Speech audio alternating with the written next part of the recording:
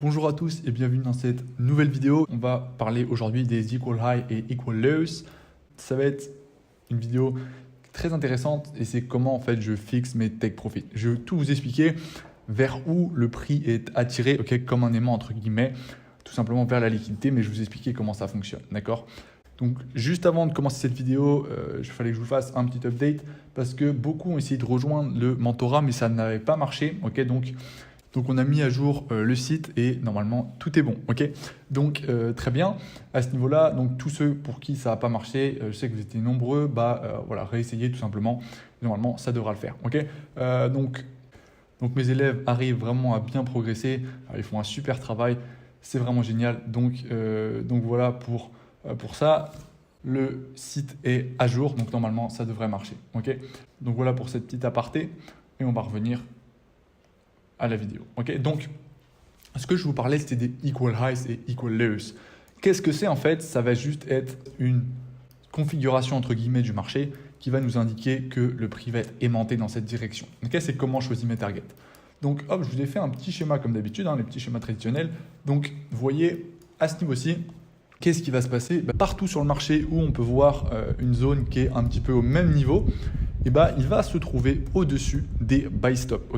Pourquoi des buy stop? Parce que tout simplement, dans la majorité des stratégies, les gens, quand ils vont essayer de vendre, donc là par exemple, on va partir du principe que ensuite le prix commence à chuter, à ce niveau-ci, partout les gens vont essayer de vendre, ou ils vont mettre leur stop loss, ils vont le mettre toujours au-dessus de cette résistance, au-dessus de cette structure, et c'est la majorité des gens qui vont mettre leur stop loss ici. Donc en fait, qu'est-ce qu'il faut comprendre? C'est-à-dire que c'est des buy stop. Pourquoi? Parce que les gens, s'ils vendent à ce niveau-ci, donc voilà, je vais vous faire juste un petit récapitulatif, mais en finance, quand on vend, on appelle ça un short sell, on peut vendre. En fait, je vais vous expliquer juste la raison, parce que beaucoup vendent sans savoir vraiment ce qu'on fait. Par exemple, là, on va prendre de l'huile, donc hop, use oil. Très bien. Donc voilà, vous voyez par exemple, là vous avez l'huile. Le prix fait ça et à ce niveau-là, le prix était à 1 dollar et ici il est par exemple à 0,5 dollars. C'est pas les bons prix, mais voilà, c'est juste un petit exemple pour être plus simple. Donc dans la réalité, en fait, on ne peut pas vendre. Vous allez dans un magasin, vous vous dites pas, je l'ai pas ce truc-là, mais je peux le vendre. Donc je sais pas, vous allez arriver dans un magasin. Je ne sais pas qu'est-ce que vous pouvez voir, vous voyez un œuf, vous n'allez pas dire je le trouve trop cher, hop je veux le vendre. C'est pas possible, vous ne l'avez pas. Vous êtes obligé de l'acheter. Et en finance, on n'est pas obligé de l'acheter. Pourquoi? Tout d'abord, le principe d'acheter est très simple. Donc par exemple, le marché fait ça, hop, vous achetez à ce niveau-là, vous gardez donc le bien entre guillemets, mais en trading, on a plus des titres, tout est informatisé, etc. Il n'y a pas d'échange vraiment physique, Et donc, vous achetez entre guillemets le produit ou la monnaie en fonction de ce que vous tradez. Par exemple, si vous tradez le lait, ici vous achèteriez le lait par exemple à 0,8 dollars et vous attendrez que le prix monte pour le revendre un peu plus cher. Et vous allez encaisser cette différence. Mais comment ça se passe pour la vente? Beaucoup de gens ne le comprennent pas, mais je vais vous expliquer ça brièvement avant de pouvoir vous expliquer ce qui se passe avec les buy stop et les sell stop. Donc en fait, ici, par exemple, l'huile, on a le cours de l'huile vient chuter. En finance, qu'est-ce qu'on peut faire? On s'est dit, là, j'ai l'impression que, avec votre analyse, etc., vous allez prédire, par exemple, que le prix de l'huile va chuter dans les prochains jours. Qu'est-ce que vous allez pouvoir faire? Tout simplement, vendre l'huile sans l'acheter. Donc, qu'est-ce qui va se passer? Par exemple, ici, il est à 1 dollar. Ici, il est à 1 dollar. Ici, il est à 0,5. À ce niveau-là, vous le vendez, vous ne savez pas encore que le prix va chuter, mais votre analyse va être confirmée. Et donc, en fait, vous allez vendre de l'huile à quelqu'un alors que vous ne le possédez pas. Vous allez juste vendre un titre, d'accord? Donc voilà, en trading, tout se passe en titre. Pourquoi? Parce que sinon, ce serait trop dur, Vous achetez pour je ne sais pas combien de contrats, par exemple, d'huile, mais vous voulez acheter de l'huile, vous voulez l'acheter, par exemple, sur du scalping ou de l'intraday ou de l'intra-week ou même du holding, les bidons d'huile ne vont pas arriver chez vous, ils ne vont pas arriver par la poste. Non, ce qui va se passer, c'est que vous avez un titre entre guillemets comme quoi il vous appartient. Et donc ce qui va se passer quand on va vendre, en fait, c'est que ici vous avez des titres, que vous allez vendre à une personne. Cette personne, elle va l'acheter en face parce que je rappelle, le marché c'est un zero sum game. Donc quand vous achetez quelque chose, il y a quelqu'un en vente derrière, ou quand vous vendez quelque chose, il y a quelqu'un en achat derrière. Donc ici vous allez le vendre sans l'avoir. Vous allez le vendre sans l'avoir à une personne.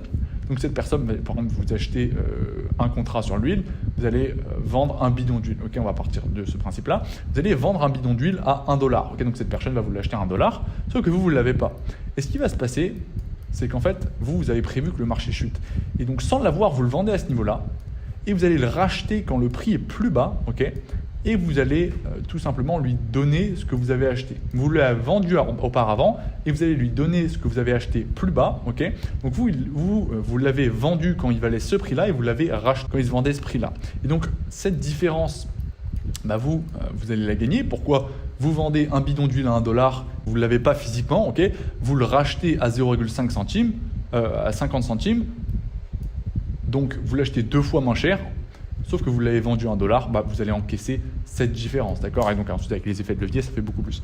Mais voilà ce qu'il faut comprendre, c'est ça le short sell en fait. C'est vendre sans avoir et racheter plus bas, tout simplement, et encaisser la différence. Par contre, si votre analyse n'est pas fait l'inverse, on va partir du principe maintenant que votre analyse n'est pas bonne, ok? Vous vendez par exemple à ce niveau-là à $1, à $1, parfait. Donc là, vous vendez ça, ok, donc sans l'avoir, ok, vous le vendez à cette personne-là, vous attendez à ce que le prix chute, mais finalement il monte. Et par exemple votre stop loss est à ce niveau-là, vous allez racheter à ce niveau-ci, vous l'allez racheter plus cher et lui donner, ok. Et donc vous voyez, fait une perte. Par exemple là il y a 1,5 $, ok, vous avez vendu à $1 sans l'avoir parce que vous attendiez à ce que le prix chute pour le racheter moins cher. Finalement le prix n'est pas allé dans votre sens, il a touché votre stop loss et donc là votre stop loss par exemple était à 1,5 $, vous l'avez vendu moins cher sans l'avoir et vous êtes obligé de le racheter pour justement donner à la personne, ok. Donc voilà comment ça se passe le short sell, ok. Donc maintenant on va repartir sur mes petites explications et ensuite on ira sur le graphique pour vous expliquer tout ça, okay. Donc quand sur le graphique vous verrez une configuration un petit peu comme ça, donc avec des hauts à la même hauteur, qu'est-ce qui va se passer? C'est qu'il va y avoir soit des buy stop, ok, donc tout simplement les gens vont attendre que ce support, cette résistance se casse, ils vont mettre un buy à ce niveau-là, un stop juste en dessous, ok, et donc ils vont attendre que le prix tout simplement vienne casser ce support pour rentrer dans le trade, ok. Donc le principe du buy stop, donc là ils ne sont pas déclenchés et à partir du moment où on vient casser ce niveau, ils vont être dedans, ok. Donc premièrement pour la smart money, qu'est-ce que ça va donner? C'est de la liquidité, ok. C'est de la liquidité qui est disponible sur le marché mais qui n'est pas encore entrée dans le marché, ok. Donc ils ont juste à aller casser ça pour déclencher ces buy stop. Et qu'est-ce qu'il va y avoir en plus? Il va également y avoir les gens qui ont vendu durant tout ce mouvement, ok. Sauf que la majorité des stratégies, le stop loss est toujours à la même place, il est toujours au-dessus de la résistance ou de la structure, comme ils appellent ça, ok. Et donc, qu'est-ce qui va se passer? Ok, donc les gens, par exemple, ils vendent dans ce mouvement-là, ok, très bien. Où va être leur stop loss? Il va être tout simplement, au-dessus de la structure, entre guillemets. Donc voilà, il y a des stop loss, donc c'est également de la liquidité. Pourquoi? Je vais vous expliquer ça tout de suite. Donc, ils mettent par exemple leur stop loss au-dessus de la structure, ils vont target ensuite des plus bas. Okay, donc je vais juste enlever ça, mais bon, non, je vais en garder une quand même. Donc en fait, qu'est-ce qui se passe? Ici, ils vendent. Très bien. Je viens de vous expliquer ce qu'était le short sell. Donc ils vendent à découvert, ils n'ont pas encore le titre, d'accord? Mais si le prix va pas dans le sens qu'ils veulent, ok, ils vont devoir racheter le bien, ok, ou la monnaie, ou etc. en fonction de ce qu'ils tradent pour le donner à la personne qui leur a acheté le bien ou la monnaie qu'ils tradent au moment où ils ont vendu. Okay, ils peuvent pas, ils n'ont pas vendu et il ne se passe rien derrière. Okay, non, si le prix part au-dessus, ils vont toucher leur buy stop. Et pourquoi c'est un de ces buy stop alors qu'ils ont vendu? Tout simplement parce qu'à ce niveau-là, ils vont devoir racheter le bien ou la monnaie pour donner à la personne qui leur a acheté à ce niveau-ci, okay, quand ils ont vendu, tout simplement. Donc voilà pourquoi il y a des buy stop, tout simplement parce que quand votre stop loss est touché quand vous vendez, tout simplement, vous rachetez le marché. Okay, tout simplement. Okay, et donc, à partir de là, vous allez pouvoir comprendre pourquoi ça va être des zones hyper pertinentes à target. Donc maintenant, on va aller sur le marché, on va essayer de chercher justement ces zones. Okay, donc vous voyez, à ce niveau-là, par exemple, on a des equal high. Okay, equal high, ça veut dire quoi en français? Ça veut dire haut à la même hauteur à peu près. Okay, ou equal low, c'est la même chose, mais c'est dans l'autre sens. Okay, c'est des bas à la même hauteur. Okay, donc c'est valable pareil pour le bas, d'accord? Donc ce qui va se passer, c'est que vous voyez, quand vous allez prendre une position, donc par exemple j'ai pris cette position hier il me semble, on est le 22, c'était hier, donc j'avais pris cette position, je vais vous expliquer mes targets, donc je vais vous passer toute l'analyse en time frame, mais en gros je suis rentré sur une accumulation dans mes points d'interest avec mon billet, etc. Tout était bon. Vous voyez, il y avait une belle accumulation. Selling Climax, Automatic Rally, second retest, second retest NB. on vient casser à ce niveau-là. Bon, je suis rentré sur le bloc institutionnel, ça j'explique ça plus dans mon mentorat. Et ensuite, voilà, le prix est parti nous faire des plus hauts. Sauf que malheureusement, je me suis fait sortir un petit peu avant. Pourquoi ? Parce que tout simplement, vous voyez, je voulais pas mettre mon... Normalement, voilà, mon stop aurait été juste en dessous à ce niveau-là, ok, parce que là, il y avait encore de l'imbalance, etc. Mais je voulais pas mettre mon stop en négatif, ok, tout simplement. Parce que moi, enfin voilà, ma stratégie de management du trade, c'est me mettre le plus rapidement possible à break-even. Et ensuite vraiment être assez conservateur sur le management. Voilà, en fonction de la mitigation, bon, j'explique ça plus dans mon mentorat, mais en gros, à ce niveau-ci, je voulais vraiment pas être avec mon stop loss, je voulais pas qu'il soit en négatif, donc c'est pour ça que j'ai managé à ce niveau-ci. Okay. Le prix est finalement revenu, vous voyez, pile sur ce point d'intérêt, donc je me suis fait sortir à ce niveau-ci, d'accord, donc pas de souci, je suis sorti à peu près 1%, mais vous voyez, l'analyse était absolument parfaite et bonne, tous mes partials, enfin tous mes targets ont été atteints, hop, jusqu'à mon target final, donc ça aurait été un 1 pour 25, vous voyez, c'est un peu rageant, mais c'est comme ça, voilà, vous voyez, ensuite on est venu chercher mon target final, hop, mais bon, c'est comme ça, pas de souci. Et donc, à ce niveau-ci, comment j'ai défini mes targets? Ok, donc je rappelle, je me suis fait sortir un petit peu avant, mais peu importe. Donc, hop, c'est le principe qu'il faut vraiment que je vous explique. Donc, le premier partial, il était à ce niveau-ci. Pourquoi? Si on descend en time frame, on peut voir quoi? Hop, on se met encore une fois dans la tête de la smart money, okay, des plus grosses institutions, du composite man. Et lui, qu'est-ce qu'il voit? Il sait que là, hop, je vais aller sur du 5 minutes, ce sera plus clair. Il sait qu'à ce niveau-là, vous voyez, il y a entre guillemets des equal high. Qu'est-ce que c'est des equal high? C'est des hauts à peu près à la même hauteur. Et donc, qu'est-ce qui se passe? Tous les gens qui ont vendu durant ce mouvement, ok, généralement, ils vont mettre leur stop au-dessus de la entre guillemets structure, de la résistance qu'ils voient. Pourquoi? Parce que pour eux, le prix ne pourra pas aller plus haut, parce que voilà, les vendeurs sont plus forts que les acheteurs. Mais bon, ça, c'est un peu des conneries. Parce que, parce que maintenant, on sait, voilà, je vous expliquais qu'avec la smart money, c'est pas un jeu de les acheteurs contre les vendeurs. Non, c'est pas ça, ok. Les institutions, les plus grosses institutions, le composite man, etc., il achète, il vend en permanence sur le marché. Et donc, il choisit où veut aller le marché. Ok, il n'y a pas de acheteur contre vendeur, les gars, c'est pas une guerre, ok. C'est tout simplement le composite man et la smart money contre la dumb money, donc contre un peu les retail, les petites institutions et ceux qui ont un peu moins, ceux qui n'ont aucun pouvoir entre guillemets sur le marché pour le faire bouger. Okay, et donc à ce niveau-ci, il sait qu'il y a tous les stops et des buy stops. Il y a également des personnes qui vont acheter le marché à partir de la cassure de cette entre guillemets résistance. Donc ils vont mettre des buys comme ça avec un stop probablement un peu en dessous et ils vont aller target ensuite des plus hauts. D'accord? Donc il y a énormément de liquidité et c'est pour ça que le prix va être, vous voyez, attiré un peu comme un aimant sur cette zone de liquidité. Ok, donc premier partial, ils étaient à ce niveau-ci. Ok. Non, excusez-moi, c'est le deuxième partial. Donc voilà, vous voyez, c'est une zone de equal high. C'est des equal high. Pourquoi? Parce que vous voyez, le prix, voilà, les hauts sont à peu près à la même hauteur. Et donc juste au-dessus, il y a de la liquidité, tout simplement. Ok. Et donc mon premier partial était à ce niveau-là. Hop, je vais descendre en time frame pour vous montrer. C'est parti. Hop. Si on va sur du 1 minute. Hop, vous voyez, à ce niveau-ci, il y a des hauts à la même hauteur. Okay, vous voyez, ici, il y a comme une résistance pour les retail. Très bien. Hop. Donc, ici, les retail qui ont voulu se placer, ils se sont fait sortir. Okay, mais tous ceux qui se sont placés dans ces zones-là, ils ont leur stop à ce niveau-ci. Okay, mais en gros, ce qu'il faut comprendre, c'est que voilà, vous allez dire, oh, il y a une résistance. Du coup, les retail, ils sont placés là, ils ont fait des beaux profits. Ça marche leur stratégie. Bah non, pourquoi? Regarde, je vais aller plus en détail. Hop.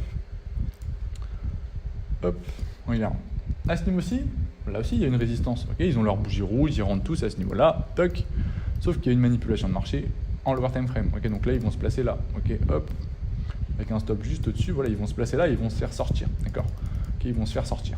Donc là, vous voyez, une belle manipulation de marché. Buying climax, magic rally, second retest, up trust, break de la structure. Ensuite, on a le chiffre. Donc là, il y a une distribution. Et vous voyez, cette manipulation, elle les a tous sortis. Okay, probablement. Et donc, ensuite, ça reste une zone de liquidité parce qu'une fois que les gens voient ça, ils voient ça toujours comme une résistance, okay, ils se disent bon voilà, le prix ne pourra pas aller au-dessus. Et donc durant ce mouvement, tous ceux qui ont vendu avec les différentes stratégies, les gens ils tradent, voilà, peu importe la stratégie qu'ils utilisent, peut-être Ishimoku, toutes ces stratégies de retail un peu, et ils vont avoir leur stop à ce niveau-ci. Okay, ceux qui tradent les breaks de trendline, les drapeaux, tout ça, okay, ils vont avoir généralement leur stop à ce niveau-ci. Okay.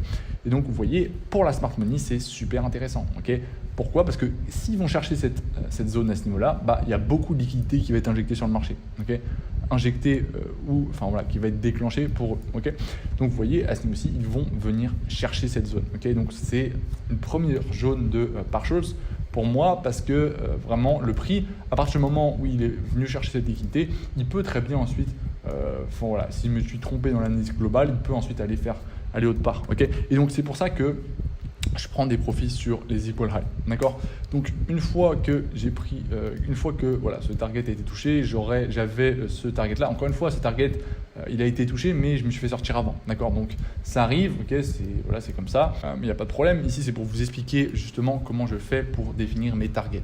Donc un part-short, c'est quoi? C'est une clôture partielle. Hein. Voilà, je vais vous expliquer par exemple.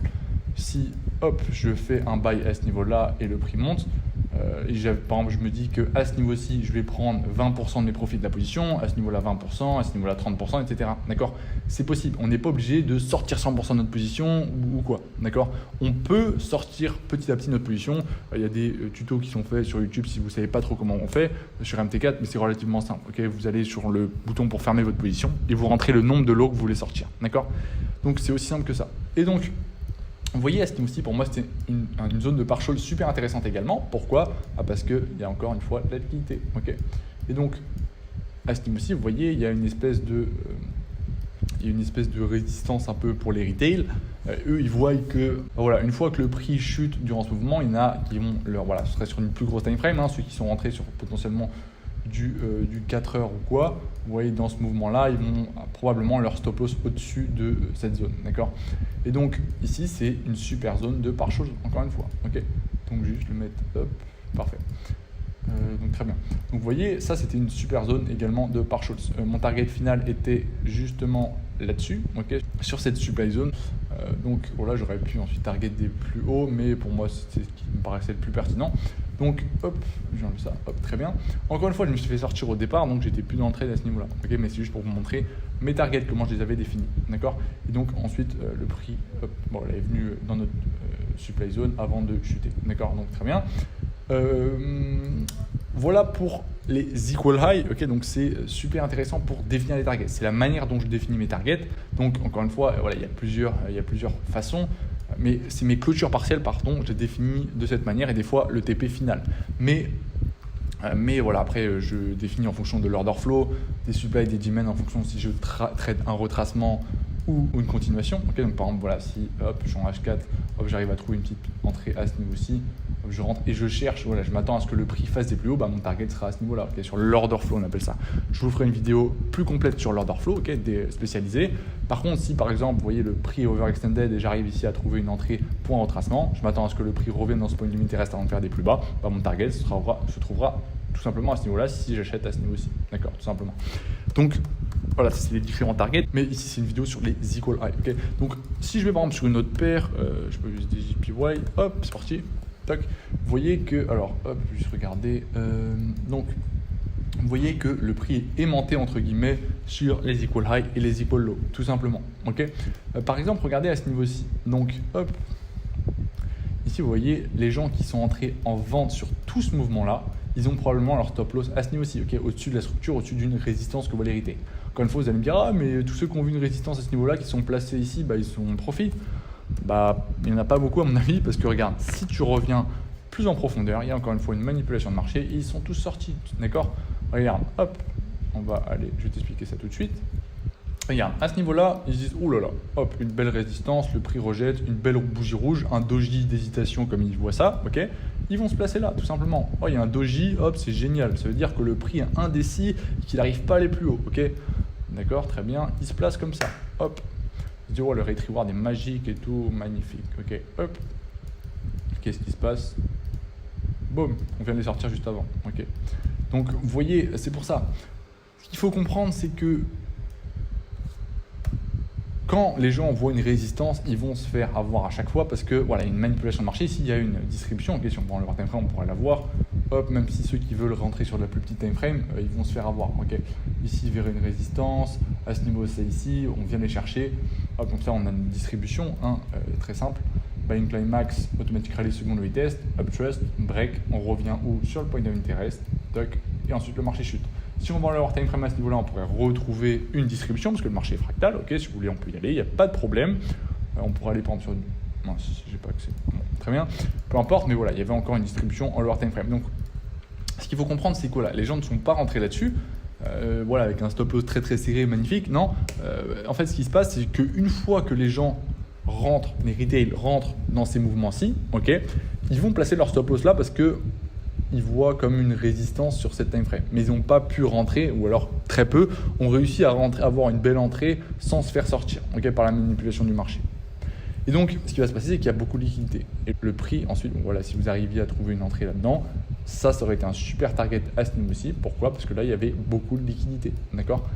C'est des equal high, okay, des hauts à la même hauteur, entre guillemets. C'est comme ça qu'on va les reconnaître. Ici, par exemple, hop, et donc le prix a tout intérêt à aller la chercher pour déclencher de la liquidité. Ici, toutes les personnes qui ont vendu, bah, hop, ici, on va dire que c'est des buy stop. Pourquoi? Parce que quand le prix va remonter, bah, ils vont devoir racheter le marché. Parce que voilà, il y a leur stop loss et je vous expliquais tout à l'heure le principe du short sell. Quand le prix les invalide, bah finalement ils buy. Okay, ils ont vendu à ce niveau-là, bah ils sont obligés de racheter pour donner entre guillemets leur dû à l'acheteur. Okay. Donc voilà pour les equal high. Donc vous voyez, tout le marché est régi de cette manière et donc le prix va justement bouger de cette manière. Okay, à ce niveau-là, par exemple, on a des equal low. Ok, très bien. Hop. Donc voilà, tous ceux qui sont entrés sur ce mouvement ici, ils avaient probablement un stop à ce niveau-ci. Et vous voyez, le marché va venir les chercher avant de faire des plus hauts. Okay, donc c'est comme ça partout et donc c'est super intéressant pour trouver un target. D'accord, donc voilà, c'est une zone de liquidité. Okay, à ce niveau-là, par exemple, vous voyez, pour ceux qui trouvaient des entrées là-dedans, en buy, par exemple, sur cette accumulation, s'il y en a qui ont trouvé des entrées, hop, super target à ce niveau-ci. Okay, pourquoi? Parce qu'il y a des equal high à ce niveau-ci également. Okay, donc voilà, ce qu'il faut comprendre, c'est que quand vous voyez quelque chose comme ça et le marché qui a fait sa vie derrière, bah, c'est qu'à ce niveau-là, il y a beaucoup de liquidité. Il y a des buy stop, des stop loss, etc. Et donc, le prix va être entre guillemets aimanté à aller chercher cette liquidité. Okay, c'est les targets des institutions. Ça, il faut le comprendre. Une institution, quand elle veut acheter, hop, elle va venir prendre ses profits là où il y a de la liquidité. Pourquoi? Je vais vous expliquer tout simplement. Hop.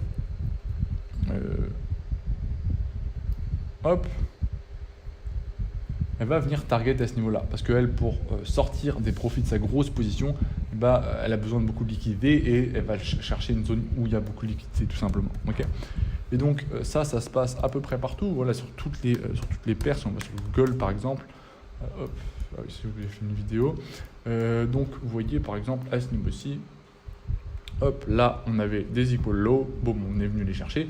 Mais c'est pareil partout. Okay, à ce niveau-ci, vous voyez, on a une super zone de liquidité. Okay, pourquoi? Parce que ça, c'est des equal low. Vous voyez, les bas sont à la même hauteur. Okay, et donc, ça veut dire quoi? Ça veut dire que tous ceux qui ont acheté dans cette zone, leur stop est probablement à ce niveau-là. Okay, il y a également d'autres personnes. Qu'est-ce qu'ils font? Ils mettent un sell limit à ce niveau, un sell stop à ce niveau-ci, avec un stop un peu plus haut. Et comme ça, si le prix vient casser cette zone entre guillemets de support pour eux, et bah, ils seront dans le trade et pour eux, bah, voilà, le prix va aller plus bas parce que les vendeurs sont plus forts. Okay, donc nous, on ne pense pas comme ça, mais voilà, chacun voit le marché comme il veut. Moi, c'est pas du tout la manière dont je le vois, mais peu importe. Okay, donc voilà pour les equal low et equal high. Donc rappelez-vous, on va faire un petit résumé de la vidéo. Quand vous arrivez à trouver une entrée, essayez de chercher là où le marché a fait entre guillemets des hauts à la même hauteur ou des bas à la même hauteur pour essayer de target. Pourquoi? C'est une zone où les institutions vont aller chercher. Okay, parce que tout simplement, il y a de la liquidité. Je vous ai expliqué, il y a des buy stop, des stop loss, etc. ou des sell stop. Donc voilà pour cette vidéo. N'hésitez pas à aller sur vos graphiques, je sais pas, sur n'importe quelle paire, sur l'US30 par exemple, ou sur le peu importe, ok, par exemple sur l'US30, très bien. Je sais pas. Et ensuite, vous essayez de repérer, ok, voilà, une fois que vous avez trouvé une entrée, hop, et voilà, vous êtes à break-even ou peu importe, essayez de trouver justement des targets qui seront intéressants, ok. Et ces targets, ils sont où? Sur les buy stop et sur les stop loss, là où il y a la liquidité, là où il y a les equal high, ok. Bon, à ce niveau-ci, vous voyez, bon, voilà, j'ai vu ma zone. Si vous arrivez à trouver une entrée à ce niveau-ci, par exemple, super target, c'est equal high, ok. Vous voyez quoi? On vient les chercher, ok. Pourquoi? Tout simplement, bah regardez, hop, le prix est venu encore plus créer de la liquidité, ok, en recréant vraiment, en confirmant cette résistance pour les retail. Hop, et ensuite on est venu chercher, okay, pour qu'il y ait encore plus de positions, ensuite on est venu chercher cette liquidité. Mais vous voyez, ça aurait été un super target, ok, c'est equal high, tout simplement. Donc voilà pour cette vidéo, j'espère qu'elle vous aura plu. Hop. Ouais, j'espère qu'elle vous aura plu. N'hésitez pas à me poser toutes vos questions en commentaire et j'y répondrai. Je me ferai un plaisir d'y répondre. Oui, juste, voilà, on peut revenir sur le USD si vous voulez, parce que voilà, j'ai fait une vidéo d'analyse où je vous avais dit que je s'attendais à aller plus haut. Donc cette zone, elle n'a toujours pas été cassée, mais si on regarde bien le USD, on peut voir qu'il voilà, y a entre guillemets des trendlines, etc. Et donc le prix pourrait très bien venir chercher cette liquidité pour ensuite qui se trouve en dessous de cette trendline, bien sûr, parce que les gens vont essayer d'acheter dans ces niveaux avant et commencer enfin son retracement, parce que vous voyez qu'on est absolument overextended dans weekly. Donc, il y a beaucoup d'imbalance, etc. Des ordres que le composite man a laissé. Donc il pourrait très bien, vous voyez, casser ces trendlines, ces equal low, ce support avant de faire des plus bas. Donc bon, après moi la higher time frame je m'en fous un peu parce que tout simplement je ne suis pas un swing trader ou quoi.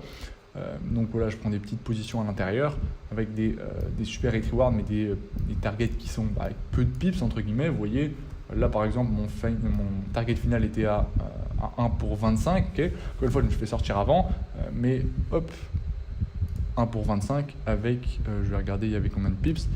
Hop, il n'y avait que 60 pips. Donc c'est pas énorme pour ceux qui font du swing, etc. Mais on s'en fout. Le marché, ce qui est important, c'est votre risk-reward. Je vous ai fait une vidéo exprès là-dessus. Donc voilà. Mais moi, je m'en fiche un petit peu si le prix vient casser ou quoi, parce que je prends des positions à l'intérieur, donc peu importe. Mais pour ceux qui veulent, qui traitent sur du swing, etc., il y a plusieurs possibilités. Donc soit le USD revient encore, continue à protéger ses lows, et vient encore faire des plus hauts, ou simplement retracer toute cette imbalance pour faire des plus bas, mais au minimum voilà, revenir à ce niveau-là, ou alors le prix va commencer son retracement en revenant sur toute l'imbalance qu'il a laissé et chercher les demand zones, toutes les demand zones qu'il a laissées, c'est-à-dire les ordres en négatif qu'il a laissés sur le marché, en cherchant premièrement cette liquidité qui se trouve sur cette trendline, sur ce support, etc. pour commencer un retracement et ensuite faire des plus hauts. Donc voilà pour cette vidéo, j'espère qu'elle vous aura plu, j'espère qu'elle vous aura aidé dans votre trading, c'est vraiment mon but, tout simplement. Donc n'hésitez pas à mettre un pouce en l'air ou en bas si ça vous a plu ou pas plu. J'espère que vraiment cette vidéo vous aura aidé. N'hésitez pas à me poser vos questions, je me ferai un plaisir d'y répondre vraiment et je vous souhaite une bonne fin de journée à tous. Merci.